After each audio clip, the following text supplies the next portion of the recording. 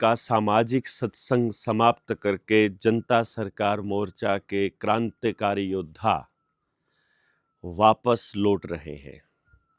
कुछ लोग घर पहुंच चुके हैं, कुछ लोग घर पहुंच रहे हैं। आप में से जो साथी उस ट्रेनिंग में मौजूद थे, मुझे उस ट्रेनिंग का आपका अनुभव इस कमेंट बॉक्स में लिख करके भेजिएगा। सब कुछ लिख कर भेज सकते हैं, थोड़ा लिख कर भेज सकते हैं, ज़्यादा लिख कर भेज सकते हैं, एक शब्द में आप लिख सकते हैं वो भी, और पूरा लंबा चिट्ठी लिख सकते हैं वो भी।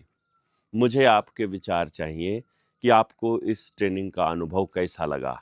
और जो लोग नहीं आ पाए या जो नहीं आए या जो सोच रहे थे कि जब हमारे राज्य में होगी तब आएंगे, उन्होंने क्या खोया है ये भी जरूर लिखिएगा।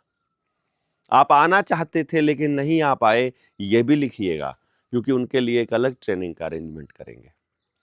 हमने इसको, जो ये काम हम करते हैं, इसको ट्रेनिंग से बदलकर अब सामाजिक सत्संग रखने का निर्णय लिया है। और जो एसटीएल्स हैं उनको अल्फा। लेकिन जो बात मैं आपको बताना चाह रहा था वो ये थी कि पहले दिन से किस तरह की अड़चनें आई वो आप देखिएगा। निवेदिता निलयम एक ऐसा संस्थान जो विनोबा भावे के विचारों को आगे लेकर के जा रहा है। विनोबा आश्रम से संचालित युवा केंद्र, जहां पर हमने रिक्वेस्ट की माही और ताई से कि हमें यहाँ अपना कार्यक्रम करने की इजाज़त दी जाए 1 और 2 नवंबर को। हमें कार्यक्रम की इजाज़त मिल गई, लेकिन फिर कुछ लोगों का ने अड़चन डालने की कोशिश की और उन्होंने उन्हें बोला कि ये गलत आदमी है, ये चोर आदमी है, अगर यहाँ पर ये कार्यक्रम हुआ तो आपके कार्यक्रम की, आपके आश्रम की छवि धूमिल हो जाएगी। तो माई ने पूरे देश में जितने लोग मुझे जानते थे सबसे वेरिफिकेशन किया, तो उन सब ने कहा कि नहीं माई, ये बच्चा कम से कम पैसे के लिए तो इस तरह के कोई काम कर नहीं सकता है जितना हम जानते हैं। माई ने मुझे कहा कि चिंता करने की ज़रूरत नहीं है देवेंद्र, तुम्हारी ट्रेनिंग यहीं होगी 1 और 2 नवंबर को।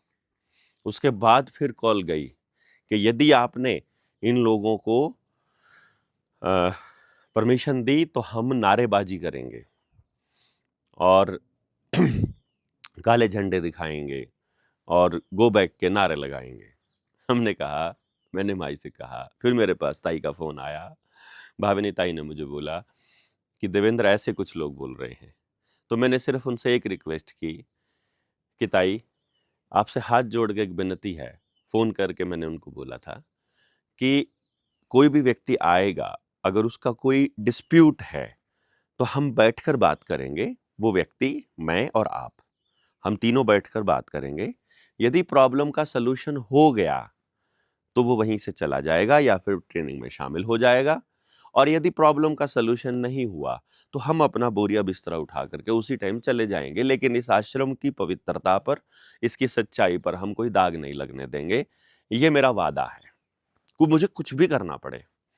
और वहां से बात हुई तो ताई ने कहा ठीक है, आप आइए, 1 और 2 का कार्यक्रम कीजिए। 1 नवंबर और 2 नवंबर को मतलब ताई वहां परमानेंट बैठे रहे और 2 दिन के इस पूरे के पूरे घटनाक्रम को उन्होंने देखा और समझा कि जनता सरकार मोर्चा क्या काम कर रहा है। वो लोग जिन्होंने अपने जीवन के 70 साल, यानी कि माई की जो उम्र है वो 92 ईयर्स है, और उन्होंने मुझे बताया था जब हम बैठे थे कि जीवन के पहले 14 साल वो गांधी के लिए काम किया और 14 साल के बाद वो विनोबा के साथ आ गए थे और फिर विनोबा भावे के साथ ही काम किया और फिर उन्हीं के विचारों को आगे लेकर के काम किया और अब गीताई मिशन को आगे बढ़ा रहे हैं। तो उनकी उम्र 90 प्लस है और 70 साल से ज्यादा समय हो गया है उनको इस मिशन में। तप मतलब ब्रह्मचार्य का पालन किया और पूरे देश में घूम करके गांधी और विनोबा के विचारों को लेकर गए और गीता का साइंटिफिक अध्ययन करके लोगों को समझाया कि तुम अपने जीवन को कैसे सुधार सकते हो। उस माई ने जब 2 दिन हम लोगों का व्यवहार देखा, हमारी बातें देखी, उन्होंने कहा कि यहाँ इतने लोग आते हैं, ये पहला संगठन है जब खाना खा रहे हैं तो जो झूठा डालने वाला जो बर्तन है वो सूखा हुआ है, यानी कि झूठा नहीं छोड़ा ऐसे लोग। ये बहुत अद्भुत था। तो माई ने कहा कि कार्यक्रम यहीं होगा तुम्हारा 24 नवंबर से 1 दिसंबर वाला। हमें बड़ी खुशी हुई और हमने अपने साथियों को 10-15 तारीख के आसपास वहां भेज दिया। अब यहाँ घटनाक्रम शुरू होता है बड़ा अजीब सा। मालूम नहीं वहाँ BJP, Bajrang Dal, RSS, ABVP कैसे इन्वॉल्व हुआ, मुझे नहीं मालूम है। लोकल प्रशासन कैसे इन्वॉल्व हुआ, मुझे कुछ नहीं पता है। हमारे साथी गए टेंट लेने के लिए। हमने तो दूसरे लोगों को और कुछ बताया था, लेकिन आज बता रहे हैं। अगर हम पहले बताते तो लोगों में गुस्सा होता और हमारा ध्यान कहीं और भटकता। इसीलिए बाद में हम सब कुछ बता रहे हैं और हमें इसके लिए किसी पर कोई गुस्सा नहीं है। हमने सबको माफ कर दिया है। हम वहां से 30 तारीख को हम वहां से माफ करके आए हैं। मैं सिर्फ जिन्होंने इस ट्रेनिंग में पार्टिसिपेट नहीं किया उनको बता रहा हूं, और जिनसे हमको अब आगे सहयोग की उम्मीद है मैं सिर्फ उनको बता रहा हूं कि हमें ऐसे काम कई बार क्यों करने पड़ते हैं। हम टेंट वाले के पास गए, एक के पास गए, दूसरे के पास गए, तीसरे के पास गए, और जिसके भी पास गए हर टेंट वाले ने हमको ये कहा कि आपके संगठन का नाम क्या है। जैसे ही संगठन का नाम बताया जनता सरकार मोर्चा, हमको टेंट देने से मना कर दिया, हमें बर्तन देने से मना कर दिया, हमको सामान माइक देने से मना कर दिया, स्पीकर साउंड सिस्टम देने से मना कर दिया, हमें गद्दे देने से मना कर दिया। हम नहीं दे सकते क्योंकि हमारे ऊपर दबाव है। यहां तक कि 4 दिन की ट्रेनिंग के बाद जिस कॉलोनी में वो जिस जगह पर जिस प्लॉट में वो हो रहा था, वो व्यक्ति विदेश में बैठा है, उसे उस प्लॉट का कुछ नहीं करना है। विदेश में उसके ऊपर प्रेशर आया, उसने यहाँ के टाउनशिप के मालिक को बोला, और टाउनशिप का मालिक आकर बोला 1 घंटे में तुम्हारा टेंट अगर यहां से नहीं उखड़ा तो बुलडोजर से तोड़ देंगे। और जब टेंट वालों ने हमको टेंट देने से मना कर दिया तो हमने टेंट खरीद लिया, बल्लियां भी खरीद ली और टेंट का कपड़ा भी खरीद लिया, सब कुछ वाटर प्रूफ टेंट खरीद लिया हमने। फिर जब दूसरी जगह गद्दे के लेने गए, वहां पर भी जब मना कर दिया तो हमने खरीद लिया। जब सब कुछ मना कर दिया गया किराए पर देने से, तो हमें खरीदना पड़ा।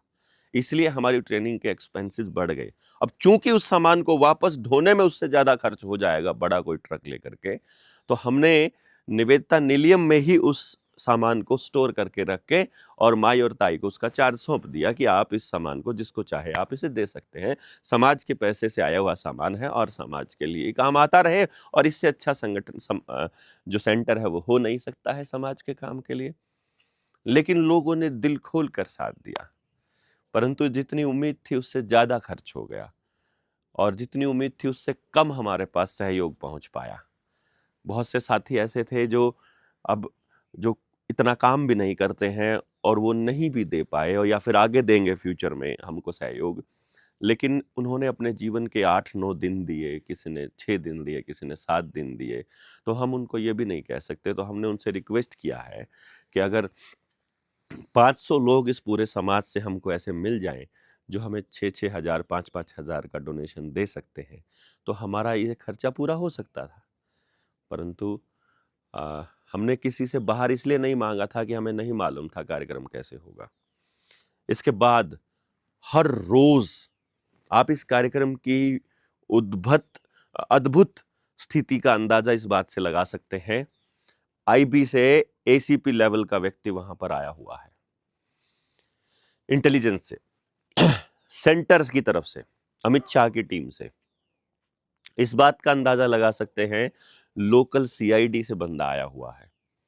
अंदर लेडीज में भी घुसी हुई हैं, लेडीज और जेंट्स में भी घुसे हुए हैं। यहां तक कि कार्यकर्ता बनकर वहां काम कर रहे हैं, 24 घंटे निगरानी रख रहे हैं और किसी तरह से मोर्चे को बदनाम करने का प्लान बना रहे हैं। केवल एक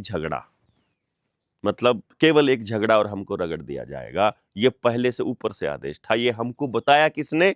जब हमारे एक मित्र आईपीएस हैं, मैंने जब उनको कॉल किया और मैंने कहा कि ऐसे करके ये पुलिस वाले बिना मतलब लोगों को परेशान कर रहे हैं, हमारे साथियों को, एक बार जाके बोलो एसपी को। तो जब एसपी को बोला गया तो एसपी ने बोला साहब हमारे ऊपर दबाव है। तब हमें समझ में आया कि किस लेवल पर, अगर जो एसपी के ऊपर दबाव किसी लोकल एजेंसी से नहीं हो सकता है, और किस तरह का दबाव है, मतलब कितना बड़ा दबाव है, ये तो खैर वही एसपी साहब भी बता सकते थे।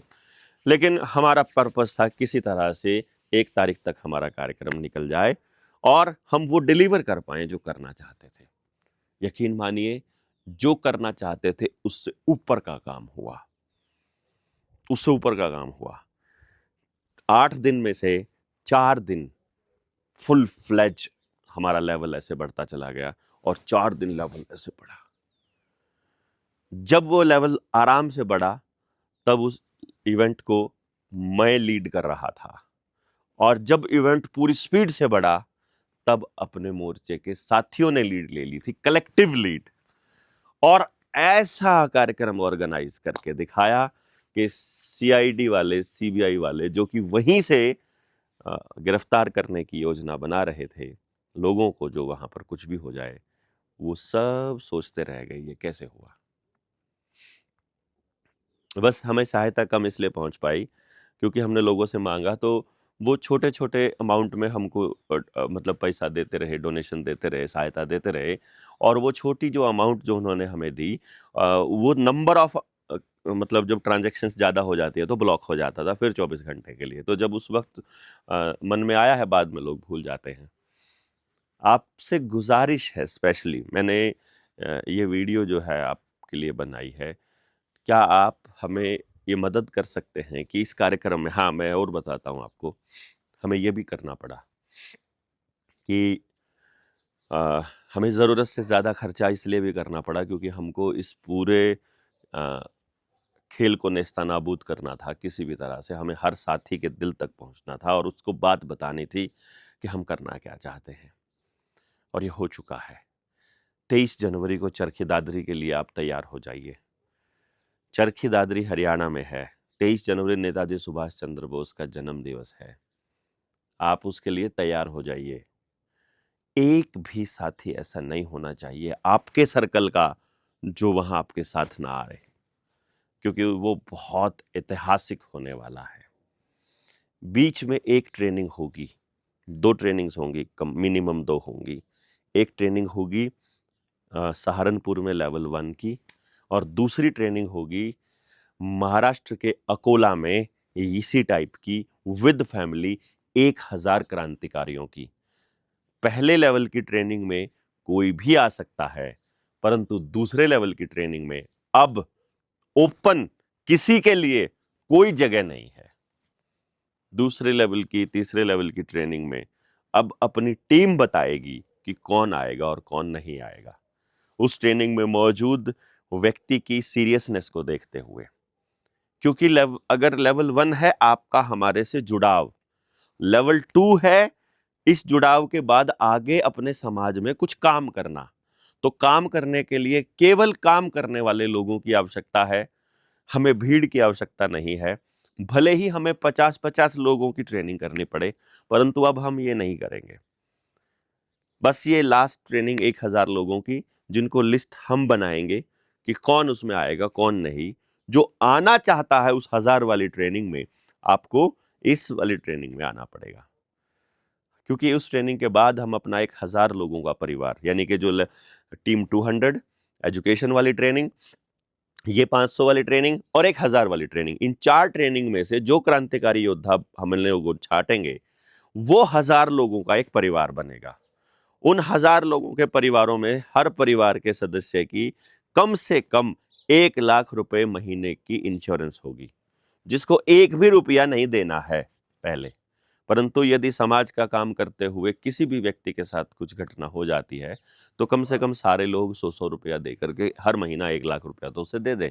क्योंकि इस तंत्र का तोड़ यही है कि वो आदमी अपनी नौकरी छोड़ने की या अपनी नौकरी करने वाले अपने बॉस के खिलाफत या मुखालफत नहीं कर पाता है, क्योंकि उसको 2 रोटी नहीं कमा पाता है, तो बच्चे भूखे मर जाएँगे। और हमारे कार्यक्रम में तो, हमारे साथ लगने में तो पैसों का, ऊर्जा का, सब चीज़ों का मतलब आपको एक तरह से दान करना पड़ता है। काम का भी, समय का भी, मेहनत का भी, जो भी हो। अल्टीमेटली ये जो मिशन है ये रुकने वाला तो अब है नहीं। वहाँ माई ने हमको एक आशीर्वाद दिया था जिसको सुन कर के हम सब की आंखें भर आई थी, और वहाँ कोई भी व्यक्ति ऐसा नहीं था जो भाई राजीव दीक्षित को साथ में फील नहीं कर पा रहा था। लेकिन माई ने हमें बताया कि तुम कैसे लोग हो, हमें ऐसे जीवन में ऐसे साथी नहीं मिले, हमें ऐसे लोग नहीं मिले, पता नहीं कैसे ढूंढ कर लाया है देवेंद्र ऐसे साथियों को। तुमने गांधी पीस फाउंडेशन के चेयरमैन को भी यहाँ बुला लिया, और तुम विनोवा के मतलब आश्रम में तुम इस कार्यक्रम को कर रहे हो, और राजीव दीक्षित की याद में उनकी पुण्यतिथि मनाने जा रहे हो, और 3 लोग जो मतलब तीनों लोगों को एक जगह पे तुमने पोस्टर में जगह दी है, तो तुमने राजीव को गांधी के बराबर लाकर खड़ा कर दिया है। जो विचार राजीव भाई के शरीर त्यागने के बाद पिछले 14 साल से 15 साल से जो विचार मरने लगा था, तुमने उस विचार को अगले 100 साल के लिए जिंदा कर दिया है। जब उन्होंने ऐसा कहा तो सभी लोग बहुत भावुक हो गए थे। अब हम आगे से शायद ही इस तरह से भाई राजीव दीक्षित की पुण्यतिथि मनाएंगे, क्योंकि वहां जो हमने संकल्प लिया है, मैं वो संकल्प आप लोगों के लिए दोहराऊंगा बाद में, अभी नहीं। वो संकल्प हमने जो लिया है सभी साथियों ने, उसकी वीडियो आएगी सबके सामने। वो संकल्प ये है कि भाई राजीव दीक्षित को मृत घोषित तब तक नहीं किया जाएगा जब तक ये उनका मिशन पूरा कर नहीं देते हम लोग। हम मानेंगे कि वो सूक्ष्म रूप में या किसी न किसी रूप में हमारे साथ हैं, तो हम राजीव भाई जिंदाबाद हम करेंगे।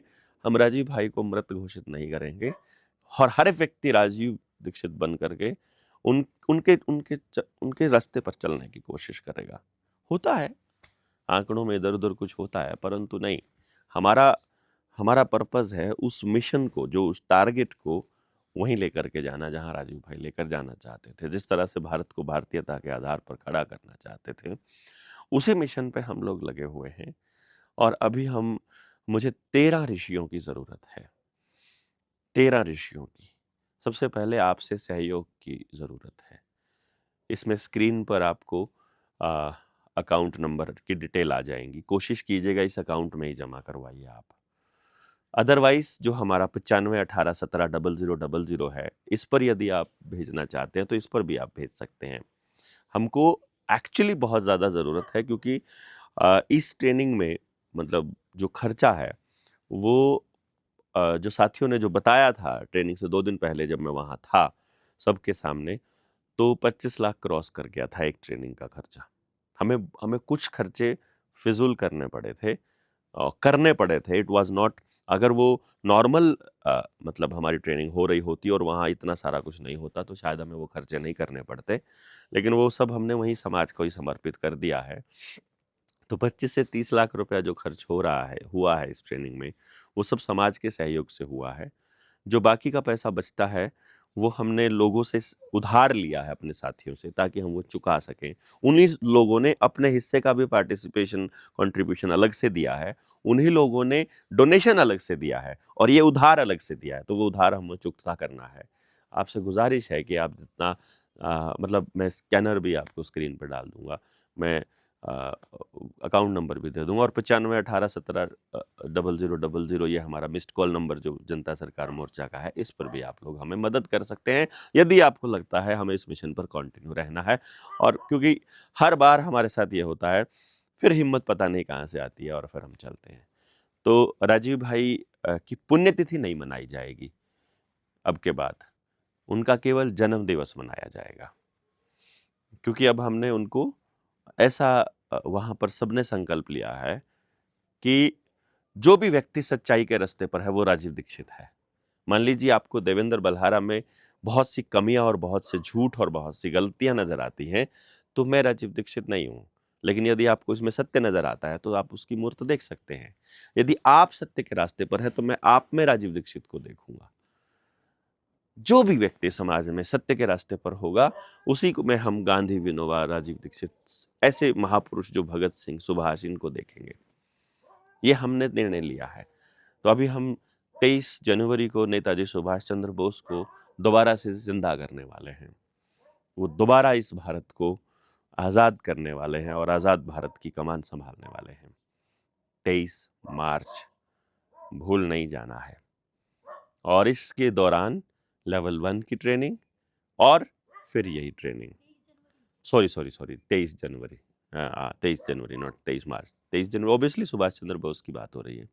सुभाष के बाद फिर 23 मार्च को भगत सिंह का नंबर आएगा। 23 जनवरी को नेताजी आ रहे हैं वापस, 23 मार्च को भगत सिंह आ रहे हैं वापस, राजीव दीक्षित आ चुके हैं वापस।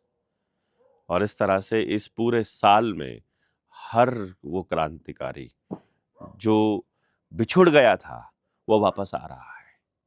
2026 के बाद एक नए संग्राम की शुरुआत होगी, एक नए अंदाज में, एक नए सिरे से, जो आज तक की क्रांतियों को सबको समेटता हुआ और इस पूरे के पूरे गंदगी भरे माहौल को खत्म करके वापस भारतीयता को स्थापित करेगा, ऐसा महसूस हो रहा है। मुझे नहीं पता आप ये महसूस कर पा रहे हैं कि नहीं कर पा रहे हैं। आपके सहयोग की आवश्यकता पड़ेगी, बहुत ज़्यादा सहयोग की। आपकी प्रेजेंस की आवश्यकता पड़ेगी, आपके पैसे की इतनी ज़्यादा आवश्यकता नहीं पड़ेगी। वो कोई कार्यक्रम करते हैं वहाँ ज़रूरत पड़ती है, पूरा महीना ज़रूरत नहीं पड़ती है आपके पैसे की। हमें पूरा महीना ज़रूरत पड़ती है या पूरा समय ज़रूरत पड़ती है आपकी ऊर्जा की, आपके विचार की, कि आप विचार रूप में आप हमको सपोर्ट करते रहिए। भीतर जो घटित हो रहा है उसको हिम्मत दीजिए और जहाँ जाने की हम कोशिश कर रहे हैं उसमें मदद कीजिए। आपको अपने जगह पर रहकर मदद करनी है। आपके गाँव को आप बचाएँगे। स्टेक होल्डर तक जब तक बात नहीं जाएगी, समस्या जिसको है वो जब तक समाधान में शामिल नहीं होगा, तब तक ये नहीं होगा। और इसके लिए 23 जनवरी के कार्यक्रम के लिए अलग घोषणाएँ चालू होंगी। आप सब लोग निडर इंडिया चैनल को, देवेंद्र भल्लारा वाले फेसबुक पेज को, डॉक्टर देवेंद्र भल्लारा की एक्स आईडी है, यानी जिसको ट्विटर आईडी कहते हैं, और देवेंद्र भल्लारा का जो हमारा इंस्टाग्राम है, उसको मैं वो डिटेल्स भी आपको दे देता हूँ। उनको आप जितना मैक्सिमम लोगों तक लेके जा सकते हैं, क्योंकि अब विचार फैलने लगा है। अब साथियों का ऑरा इतना अल्टीमेट हो गया है कि अब ऐसा लगता है कि जहां से जाएंगे वो जो तरंगे हैं वो छोड़ते जाएंगे, और वो आसपास के लोगों के विचार, उनके दिमाग की तरंगों को जिस तरह से वो प्रभावित करने वाले हैं वो बहुत अद्भुत होने वाला है। आप इसको साधारण घटना नहीं मान सकते। ये साधारण काम हो ही नहीं रहा है, तो साधारण सोच के साथ नहीं हो सकता है। बस दुआओं में याद रखिएगा, पॉजिटिविटी के साथ याद रखिएगा, और देखिएगा फिर किस तरह से आप उस एनलाइटनमेंट की तरफ जा रहे होंगे। बस आप अपने समाज में हो रहे बदलाव को प्रत्यक्ष देखने वाले हैं। यहीं पर आपको ये महसूस होने वाला है कि देखिए इस तरह से होते हैं बदलाव, क्रांतियां ऐसे घटित होती हैं। तो मैं जो बता रहा था वो तो बात भूल ही गया। सब कुछ हमें खरीदना पड़ा, फिर सीआईडी की वजह से हमको कुछ इस तरह के निर्णय भी लेने पड़े, वो हमने आपको बताए। 4 दिन के बाद मालिक आ गया कि आपको ये हटाना पड़ेगा, अभी देखो ये वॉइस मैसेज आया है वहाँ अमेरिका से बंदे का और तुमको यहाँ से सामान हटाना पड़ेगा। ये चीज़ कहीं बाहर से था, आई एम नॉट श्योर, विदेश अमेरिका से कह रहा था, फ़ॉरेन से बोला था उसने। एंड देन हमने कहा कि भाई यार कैसे करेंगे हम?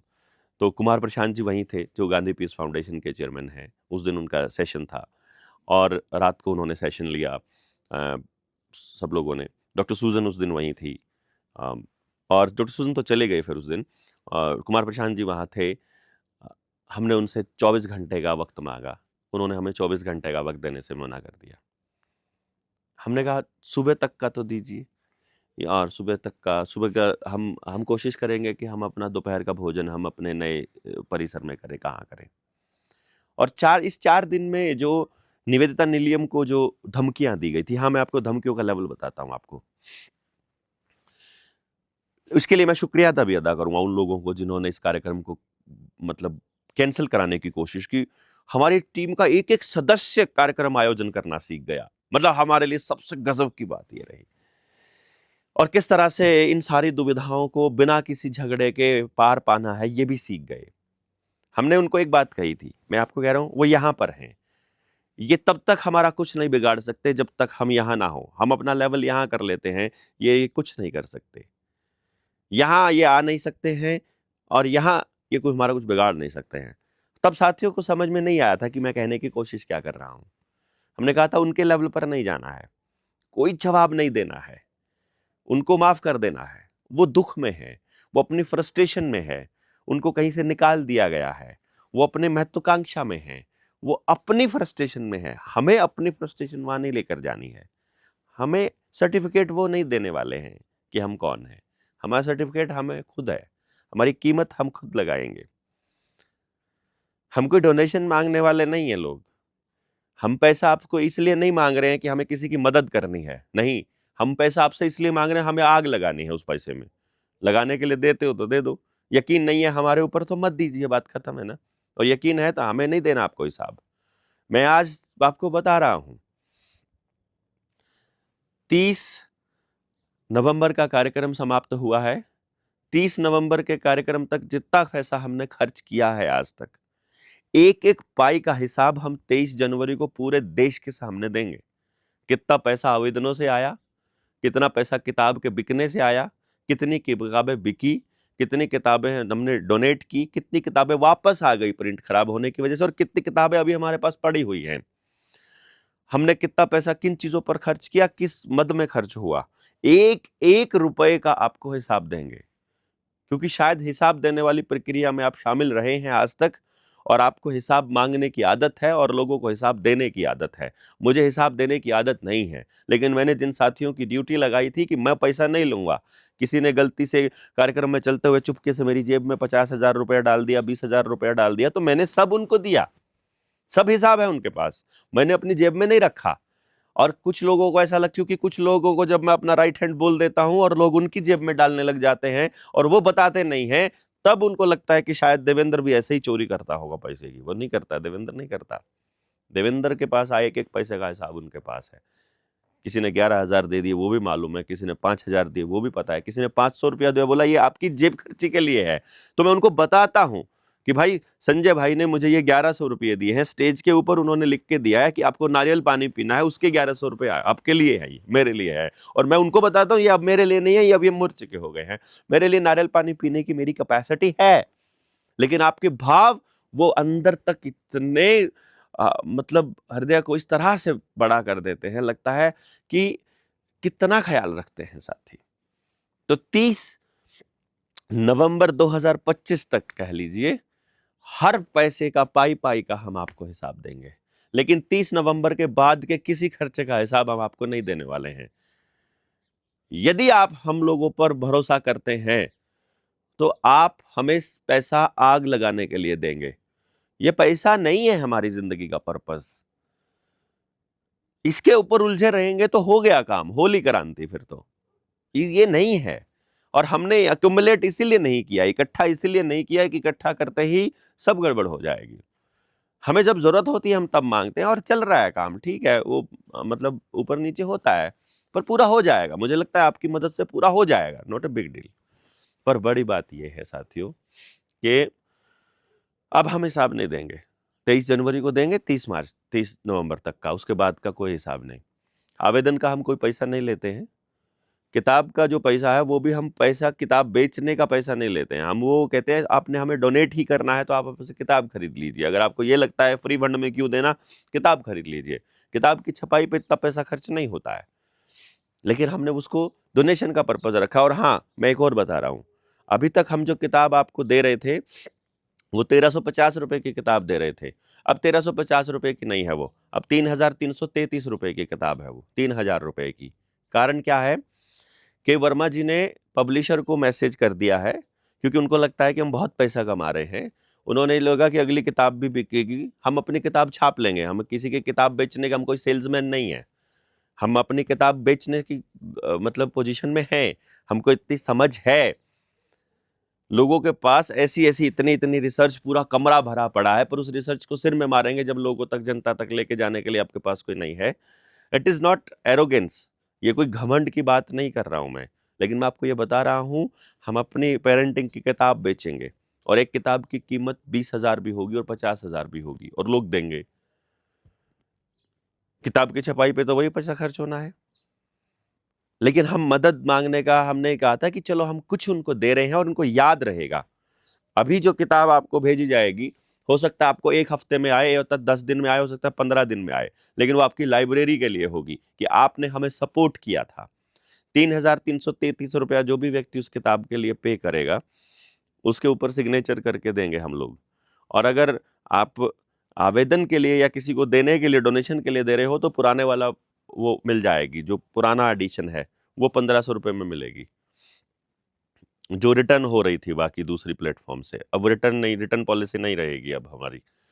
अब हमारे पास ये जितनी किताबें हैं ये हम इस तरह से दे देंगे और निपटा देंगे, कोई बात नहीं है। नहीं निपटाएंगे तो जो होगा देखा जाएगा। उन्होंने तो पूरी कोशिश कर ली, लेकिन जनता समझ गई। अब जो बिंदु जो मैं आपसे डिस्कस कर रहा था कि मालूम पड़ता है, जब हमने उस जो मालिक था जिसने वो जगह के खाली करने के लिए बोला था, हम रात को उसके घर भी गए। बहुत से साथी गए थे। उन्होंने बिल्कुल स्पष्ट मना कर दिया। जब उससे बहुत ज़्यादा रिक्वेस्ट करके और सामाजिक दबाव डालने की और बहुत सी चीज़ें उसको कहने की कोशिश की, तो उन्होंने एक बात कही, मुझे बिज़नेस करना है, मैंने अपने बच्चों को पढ़ाना है, मैं यहाँ अपना काम करना चाहता हूँ, मेरे ऊपर बहुत ज़्यादा दबाव है। मुझे मालूम है कल ही सीबीआई की रेड मेरे ऑफिस में पड़ जाएगी अगर मैंने आपको नहीं निकाला तो।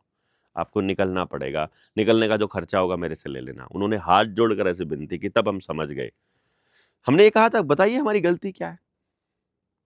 कोई गलती हो, हमारा कोई एक साथी आपको परेशान कर रहा हो, पूरा किसी को मालूम भी पड़ता हो टेंट से बाहर आवाज़ नहीं जाती है हमारी, क्योंकि हमें स्पीकर हमने 7 स्पीकर हमने लगा दिए थे। वो छोटे-छोटे स्पीकर जो होते हैं, जो ऑडिटोरियम में होते हैं, और हम बहुत आराम से बोलते थे, तो सबको बिल्कुल उसके ऊपर, सबके ऊपर स्पीकर था और आराम-आराम से आवाज़ आ रही थी, सबको सुन रहा था, ऐसा लग के जैसे पास में है। तब उन्होंने हाथ जोड़कर जब विनती की, तब हमें समझ आ गया कि जाना पड़ेगा, अब कोई रास्ता नहीं है।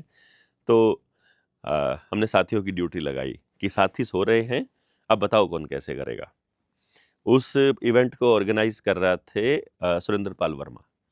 वर्मा जी ने क्या चतुराई से काम किया है कि सुबह जब लोग उठे तो ऐसे आंख खुली, अरे टेंट कहाँ गायब हो गया। मतलब रात को 12 लोगों की सेना ने, मात्र 12 से 14 लोग, 16 लोग थे शायद, 16 लोगों ने कोई हो हल्ला किए बिना, किसी को भी जगाए बिना टेंट शिफ्ट कर दिया दूसरी जगह पर। अगले दिन सुबह कुमार प्रशांत जी बोले, अरे कैसी वानर सेना है आपकी, पता ही नहीं लगने देती है और सब कुछ, जज्बात बदल देती है, हालात बदल देती है। दैट वाज द मोमेंट कि यार अद्भुत लोग हैं आप लोग। 4 दिन मैं वहां शरीर रूप में मौजूद नहीं था, और मैंने उनको ये कहा था कि मान लीजिए कल को आंदोलन हमें बिना किसी व्यक्ति के करना पड़े, जैसे अब हमें राजीव भाई का आंदोलन राजीव भाई के बिना करना पड़े, तो कैसे करेंगे? उसका प्रैक्टिकल हमने जब इस पे किया, वो अद्भुत था, अद्भुत अद्भुत। और अब नेताजी सुभाष चंद्र बोस की अध्यक्षता में, उनके शरीर रूप में मौजूदगी के बिना 23 जनवरी का कार्यक्रम होने वाला है। बस आप इतने से समझ जाइए कि कार्यक्रम कैसा होने वाला है और हम क्या करने वाले हैं। परंतु दुनिया को दिखाने के लिए, बताने के लिए, अभी फिलहाल कुछ दिनों तक हमें परमिशंस लेनी पड़ेंगी। अभी इन एसडीएम को, तहसीलदार को जब तक हम घोषणा नहीं कर देते, ऐलान नहीं कर देते, नेताजी यहाँ वापस नहीं आ जाते, तब तक हमें परमिशंस लेनी पड़ेंगी। परंतु बहुत जल्दी, ज़्यादा से ज़्यादा 23 मार्च, बस उसके बाद परमिशंस का खेल खत्म।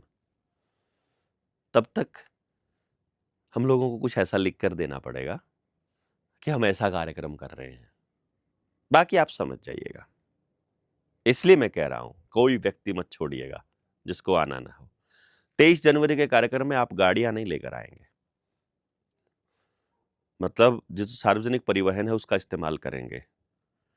अगर आपको 1 हफ्ता लगे, 10 दिन लगे, 15 दिन लगे, जितने भी जो लोग असली लोग होंगे लड़ने वाले, उन लोगों को पैदल आना है, क्योंकि ये तो गाड़ियां बंद कर देंगे, ट्रेनें बंद कर देंगे। अपना कार्यक्रम हो रहा था ना, वर्धा को जाने वाली, नागपुर को जाने वाली इतनी ट्रेन रद्द हुई है, रद्द ही हो गई।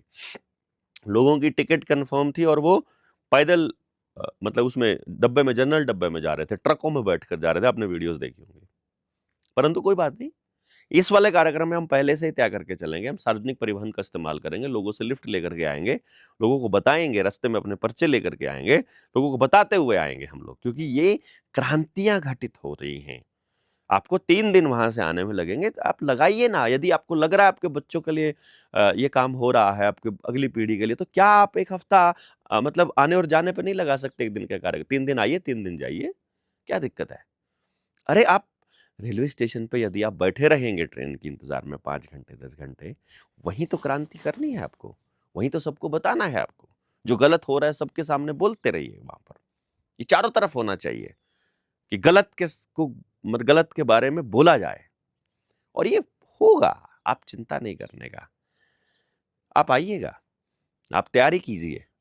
गाड़ियों से जो सुबह आएंगे शाम को वापस जाएंगे, उनकी अलग कहानी है। वो लोग अभी क्रांतियों में अभी नहीं उलझेंगे। असली क्रांतिकारी तो वहां पर ऐसे ही आएगा वो, क्योंकि हो सकता है हमें वहां पर बैठना पड़ जाए, हो सकता है कोई 100,000 20-50 लोग वहीं पे बैठना पड़ जाए, क्योंकि अगर ग्राउंड बड़ा होता है, हमारे पास 1000 लोग बिठाने की, ट्रेनिंग करने की गुंजाइश नहीं है। हो सकता है कि हम वहां पर पूरे भारत के हर गांव से ट्रेनिंग के लिए रोज के 1000 आदमियों को बुलाने का अरेंजमेंट कर लें, तो फिर पैदल होंगे तो ज्यादा बढ़िया रहेगा। गाड़ियां होंगी तो संभालनी पड़ेंगी, पुलिस वाले उन पे डंडे बरसा के तोड़ देंगे या कुछ ऐसा कर देंगे जब उनकी झल्लाहट उठेगी तो। इसलिए बोल रहा हूँ, वो सब नहीं करना है, डरा नहीं रहा हूँ आपको। परंतु कुछ भी हो सकता है ना, कुछ भी कर सकते हैं हम लोग, कोई भी ऐलान हो सकता है। और अभी कम्युनिकेशन तैयार हो रहा है। इस ट्रेनिंग की सबसे खासियत ये थी कि, सबसे अच्छी खासियत ये भी थी कि हम कम्युनिकेशन डेवलप कर पा रहे थे कि एक हमें कुछ कोई भी बात कहनी है तो आखिरी आदमी तक जा रही थी अपने आप, बिना अनाउंसमेंट के। वही काम हमको करना है। पहले 1000 लोग और उनके परिवार इस तरह से जुड़े हुए होंगे तो बात बनेगी। तो लोकल एसपी भी मतलब कंप्लेंट लेने से मना कर गया। जो वो जहर वाली बात जो आई थी, वो भी जब हमने, पुलिस वालों ने हमसे ले लिया वो कि हम जांच करेंगे। और 168 के मुकदमे, 169 की वजह से वहां पर अगर कुछ भी होता है, क्योंकि हमने परमिशन नहीं ली थी, तो उन लोगों के ऊपर, अपने महाराष्ट्र वाले साथियों के ऊपर अटैक होता, और फिर हमें किसी को मतलब इस तरह से ह्यूमिलिएट भी नहीं करना था। पर जिन लोगों ने गलत किया है उनको सजा मिलनी चाहिए, इसलिए सारी घटनाक्रम जहाँ भी जो लोग मिलेंगे उनको बताएंगे। ओपनली हमें ज़्यादा डिक्लेयर करने की ज़रूरत नहीं, मैं समझ रहा हूँ, क्योंकि कोई बात नहीं, वो जो हो गया सो हो गया। और कार्यक्रम बहुत शानदार रहा। और बस जो चीज़ें रहती हैं, बाकी चीज़ें लोग साथी देंगे। तो आप जो साथियों ने ये ट्रेनिंग अटेंड की है, वो अपने अनुभव कमेंट में भी लिख सकते हैं, और चिट्ठी भी लिखनी है आपको। और जिन्होंने अपने टीम लीडर को नहीं दिया था कि आपके अनुभव कैसे रहे, वो अपने टीम लीडर को दे सकते हैं, अगर वो हैं तो। और टीम लीडर अगर साथ में नहीं है तो आप मेरे पास भी भेज सकते हैं, मुझे आप लेटर लिख सकते हैं, पूरा एक चिट्ठी। उसमें एड्रेस मैं आपको दे देता हूँ। देवेंद्र बल्हारा, सुपुत्र श्री नफे सिंह बल्हारा, गांव व डाकखाना फफड़ाना, फफड़ाना। अगर अंग्रेजी में लिखेंगे तो PHAPHRANA। तहसील है असंध, स ऊपर बिंदी ध, ASSANDH। और डिस्ट्रिक्ट है Karnal, KARNAL, Karnal, Haryana. Pin code है 132039। तो आप इस पर चिट्ठी भेज सकते हैं। आप हमें चिट्ठी भेजिए, आप बताइए अपने बात, और कुछ भी कहना चाहते हैं तो चिट्ठी भेजिए। फ़ोन पर यकीन अब कम हो चला है। फ़ोन का इस्तेमाल हम केवल आप तक बात पहुंचाने के लिए करते हैं, करना क्या है वो हम ऐसे ही बताते हैं। और अपने अनुभव ज़रूर लिखिए, क्या खोया क्या पाया इस ट्रेनिंग से, और क्या चाहते हैं आप, किस तरह का भारत आप बनाना चाहते हैं। और अगली ट्रेनिंग में ज़रूर आइएगा। जो साथी अब हमसे टूट चुके थे, जो साथी हमसे अलग हो गए थे, यदि अब वो वापस आना चाहते हैं और साथ आना चाहते हैं, तो उनको वैसे ही आना पड़ेगा, ट्रेनिंग के माध्यम से ही। अब रास्ता बदल चुका है, अब कोई भी साथी जुड़ जाए वो चीज़ें संभव नहीं है। जो टूट चुका है तो जुड़ने के लिए जुड़ने का रास्ता अपनाना पड़ेगा। एक बार उस ट्रेनिंग में 3 दिन बैठिए, एक बार उस सत्संग में 3 दिन बैठिए, सही लगे तो आगे बढ़िए, सवाल पूछिए अपने। मान लीजिए आप टूट चुके थे और आप गुस्सा थे, तो सबके सामने सवाल पूछिए आप। हम अनकंडीशनल माफी उनसे मांग चुके हैं, अनकंडीशनली उनको माफ कर चुके हैं, वहां से शुरुआत नहीं करनी, पिछला कोई बात नहीं करनी है। अब हम नए सिरे से जुड़ने वाले हैं, नए सिरे से काम होने वाले हैं। और लोग कैसे टूटते हैं, लोग कैसे अलग होते हैं, लोग कैसे फ्रस्ट्रेट होते हैं, लोग कैसे परेशान करते हैं, कार्यक्रम किस तरह बर्बाद होते हैं, और उस कार्यक्रम में यदि वो सत्ता को चुनौती देने वाला कोई कार्यक्रम हो या कोई व्यक्ति हो तो उसको किस तरह से नेस्ता नाबूद किया जाने का प्लान किया जाता है, कैसे उनको बदनाम किया जाता है, कैसे बर्बाद किया जाता है, कैसे मारा जाता है, वो सब, या मारने की कोशिश की जाती है, वो सब हमारे साथियों ने प्रैक्टिकल देखा इस ट्रेनिंग में। ये इतनी अद्भुत ट्रेनिंग थी और सब ने गजब सीखा, और जो कनेक्ट हुए उनकी तो बात ही क्या, उनकी तो मौज ही हो गई। परंतु इस लेवल से नीचे नहीं आना। अब जब आपका कनेक्शन ऊपर हो गया है या भीतर हो गया है, उसको बने रहने दीजिए, उसी फ्लो में रहिए, और वहां से जो संदेश आए, जो डाउनलोड आए, चला दीजिए। मैं आपको यकीन दिलाता हूं, परमात्मा और अंतरात्मा कभी गलत नहीं होते हैं। जो संदेश आए बस कर दो। आपके रिश्तेदार, आपके माता पिता, आपके दोस्त, जब आप अपने लेवल को ऊपर उठाएंगे, कुछ लोग जिंदगी से एकदम गायब हो जाएंगे, शायद वो दोबारा कभी मिले ही ना। शायद क्यों? क्योंकि वो उनका लेवल वहीं रह गया, आप ऊपर उठ चुके हो। तो आपके साथ वो आदमी आते मिलते चले जाएंगे जहां आपका लेवल होगा। तो आपके लेवल के आदमी, आपकी फ्रीक्वेंसी के आदमी आपसे मिलते रहेंगे, और वही ढूंढने के लिए तो हम निकल रहे हैं, उन्हीं का तो पर्पस है। तो जो आदमी अपने साथ आने लगे, उसी विचार का आदमी होगा, उसी फ्रीक्वेंसी का आदमी होगा, वही तो आएगा ना। तो इसीलिए मैं आपको ये कह रहा हूं कि अब आपको घर पर नहीं रहना है, अब आपको ऐसा कोई काम नहीं करना है जो आपके लेवल को डाउन कर रहा हो। इसलिए रिक्वेस्ट है, आइए, इंतजार मत कीजिए, चीजें बदलने वाली हैं, बहुत बदलने वाली है। बस भ्रम में मत रहिए, कोई डाउट में मत रहिएगा। आपको यदि अपने ऊपर शक है तो समझिए परमात्मा पर शक है। और आप कुछ करना चाहते हैं ना, कुछ भी करना चाहते हैं, हमसे मदद लीजिए, हमारे साथी साथ आएंगे, हम भी साथ आएंगे। और जो साथी हमको जिस भी तरह से मदद कर सकते हैं घर बैठे, उनसे भी रिक्वेस्ट है, हमारी मदद कीजिए। बाकी चीज़ें आती रहेंगी, बदलती रहेंगी, और आपसे जुड़ते रहेंगे। नेक्स्ट वीडियो तक के लिए धन्यवाद। जय हिंद, जय जोहार।